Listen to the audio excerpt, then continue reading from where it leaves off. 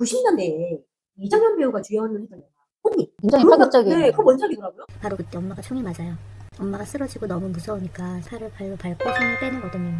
남자가 이 소녀를 발견하면서 또 이 소녀를 또 끔찍하게 학대하고 겁탈하는 장면들이 계속해서 반복해서 나오는데 그래서 그 죄책감으로 나중에는 잘 돌봐주거든요. 지랄을 하고 있는 무서워요? 그렇게 아이를 학대하고 겁탈을 계속하다가 뭐 나중에 죄책감 느껴가지고 뭘 돌봐주고 잘해준다는 말이야. 다음에는 좀 더 밝은 책을 갖고 다음에 어떤 밝은 거? 오도광장을 하실 수 있는 책을 한번 골라볼까요? 뭐 왕가 사는 남자 아니고 왕가 자는 남자고. 365. 네, 참 큰일 났다. 이게 불순해. 이게. 머릿속에 뭐가 드는 거야? 아니 왕가 자는 남자는 뭐 피장파장입니다. 네. 마지막 또 소개할 책은 편집자 제이가 추천한 책이죠. 최윤 작가님의 소설집 적의 소리 없이 한 점 꽃잎이 지고인데요. 이 작품이 90년대에 이정현 배우가 주연을 했던 영화 꽃잎 기억나세요? 굉장히 그 파격적인. 네, 그 원작이더라고요. 저는 이게 영화 원작인지는 상상도 못했어요. 네, 제 양의 줄거리 듣고 꽃잎에 이정현 배우하고 흡사한데 그때서 이제 꽃잎 맞아. 원작 영화라고 말씀하시더라고요. 이 소녀는 한 소녀가 전남 곳곳을 정처없이 떠도는 장면을 시작이 됩니다. 몸은 이미 만신창이가 된 미친 아이라고 취급을 받으며 걷고 또 걷는데요. 근데 소녀가 그렇게 된 이유가 바로 1980년 광주의 기억 때문인데요. 계엄군의 총칼을 피해 도망치던 중 엄마와 손을 잡고 도망치는데 바로 그때 엄마가 총이 맞아요. 여기서는 가슴에 구멍이 뚫렸다고 표현하는데요.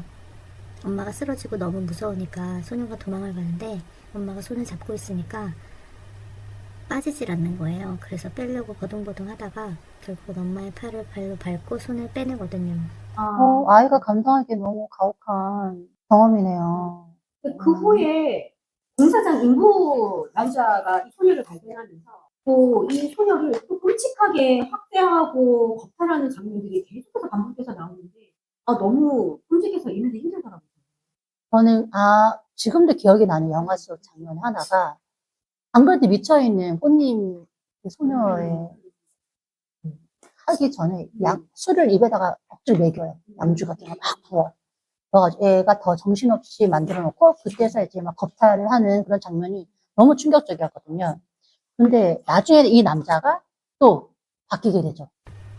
처음엔 소녀를 학대했던 남자가 소녀의 얼굴에서 이미 생의 모든 고통을 겪어낸 듯한 허망함을 발견해요. 자신이 가한 폭력보다 더 거대한 시대적 폭력이 이미 이 소녀를 난도질했다는 걸 직감한 거죠. 그래서 그 죄책감으로 나중에는 잘 돌봐주거든요. 아는 사람들을 찾아주고 싶어 하기도 하고요. 지랄을 하고 있는 무서워요. 무서워요. 그렇게 아이를 학대하고 겁탈을 계속하다가 뭐 나중에 죄책감 느껴가지고 뭘 돌봐주고 잘해준다는 말이 진짜 열받네 진짜. 본인의 욕망을 다 충족한 다음에 정신이 들었나 보지. 욕망이 해결되니 이제 이성적으로 돌아왔나 보지. 그래도 개놈이야.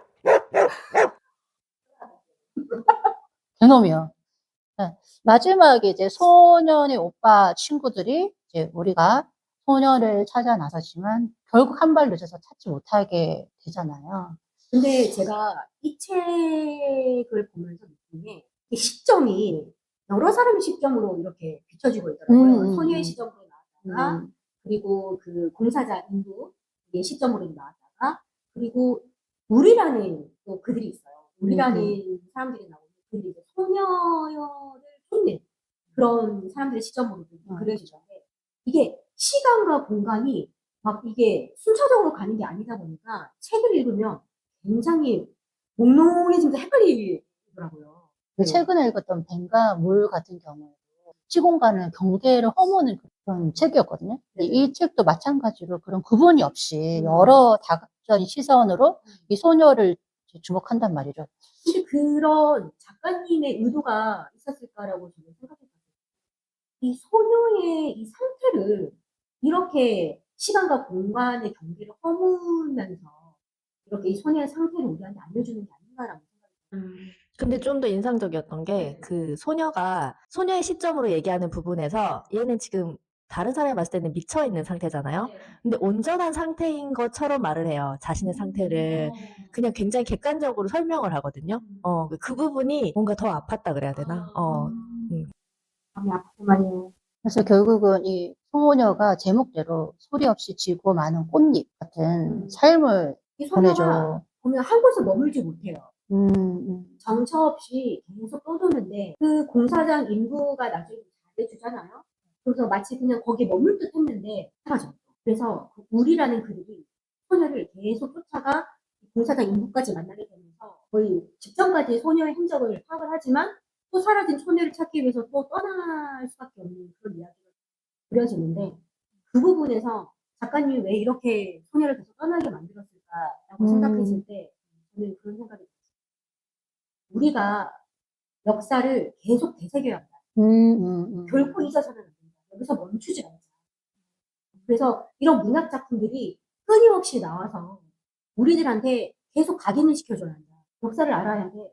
특히 다시는 벌어져서는 안 될 끔찍한 역사를 우리가 제대로 알고 있어야 돼. 라고 계속 알려줬으면 좋겠다. 고통을 끝까지 추적하고 기억하겠다는 윤리적인 부채가 또 우리한테 필요한 최소한의 연대이지 않을까 싶습니다. 이 책의 배경이 5.18 광주 민주화 운동을 배경으로 다루고 있잖아요. 아, 그렇죠. 그 당시에 광주에서 무력 충돌과 강제 진압 과정에서 많은 희생자들이 발생을 했었잖아요. 저희가 이제 관련 책들은 앞전에도 설명했듯이 한강 작가님의 대표적인 작품이 있잖아요. 소년이 온다. 그 작품하고 견주어 봤었을 때, 아, 진짜 이게 같이 저는 연이어서 읽었더니, 아, 너무 이게 숨이 탁 막히는 느낌이 들더라고요. 네. 쉽진 않았다. 근데 여기 이 작품도 보면은, 순이 삼촌하고 똑같이 단편집이에요. 그쵸? 그래서 제이 양한테 한번 물어보고 싶더라고요. 그 단편집이 여러 가지가 있는데, 저기 소리 없이 한 점 꽃잎이 지고가 표제작인데, 표제작 말고도 여러 단편집 중에서 혹시 또 기억에 남는 단편이 있는지. 여기 회색 눈사람이라는 작품이 있는데 그 70년대 지하 운동권 인쇄소라는 격정적인 현장이 있었지만 2년보다는 그곳의 온기와 사람들의 불빛에 이끌렸던 한 주변인의 고독한 회상인데요. 이게 강하원이라는 여자 주인공인데 우연히 그 운동권 사람들과 헌책방에 갔다가 그 사회주의 책 있잖아. 그런 책을 때문에 연결된 한 남자와 때문에 인쇄소에 드나들면서 그들의 일을 돕게 되거든요. 그런데 이 사람은 약간 혁명의 적색도 순결의 백색도 아닌 약간 회색의 존재. 여기도 끼지 못하고 저기도 끼지 못하는 그 주변인으로서 굉장히 외로운 존재거든요. 근데 결과적으로는 그 어떤 인물이 여자 인물이었는데 이름이 생각이 안 나는데 그 인물의 탈출을 도와요. 자기 비자로. 그런데 나중에 그 어떤 미국에서 자기 이름의 여권에 신분이 된 사람이 아사 상태로 죽은 뉴스를 보게 되지. 그 되게 가슴 아프더라고. 그렇게 힘들게 그 사람을 도와서 탈출시켜줬는데 결국은 아사. 아무튼 그렇게 거대 서사의 한복판에서 이름 없이 아사하거나 잊힌 무수한 개인들의 지독한 외로움과 고립감을 쓸쓸하게 그려낸 이야기입니다. 의미가 있는 책이다. 우리가 지금까지 이 총 3권의 책을 소개를 했잖아요. 그래서 저는 그런 생각이 들었어요. 여기 마지막에 보면은 여기도 소녀도 다른 곳으로 떠나지만 우리라는 존재가 그 소녀를 결코 쉽게 포기하지 말았으면 좋겠다는 생각이 들었어요. 그래서 그 흔적을 계속 쫓아가고 그 흔적을 쫓아가는 그 자체가 역사의 기록이라고 저는 생각하거든요. 그러면서 소녀상 생각도 많이 났어요. 지금 위안부 그 할머님들이 지금 몇 분 안 계시잖아요. 그리고 언론에서도 많이 조명을 못 하고 있어요. 생존하셨을 때는 많이 조명을 하지만 또 그분들이 또 다 돌아가시고 나면 너무 흐지부지 역사 속으로 그냥 묻혀버리지 않을까라는 생각을 하며 너무 마음이 아프더라고요. 그래서 저기 소리 없이 한 점 꽃잎이 지고라는 그 우리라는 존재가 바로 우리가 돼서 우리가 연대를 해서 그분들을 길을 계속 쫓아가면서 그분들을 기록하고 역사로 남기는 그리고 우리 후손들한테 그거를 길이길이 알리는 그런 존재가 돼야지 않을까라는 생각을 하게 되는 시간이었습니다. 책에도 그렇고, 문학에서 많이 말하는 것처럼 이런 비극을 잊지 않고 공론화하는 것이야말로 이런 일이 다시는 반복되지 않는다는 시작이라고 하잖아요. 그래서 우리 김도시 작가님 말씀하셨던 것처럼 희생자들에 대한 최고의 추모는 다시는 이런 그와 같은 비극이 땅에 발생되지 않도록 살아남은 자들이 노력하는 것이라고 했습니다. 네.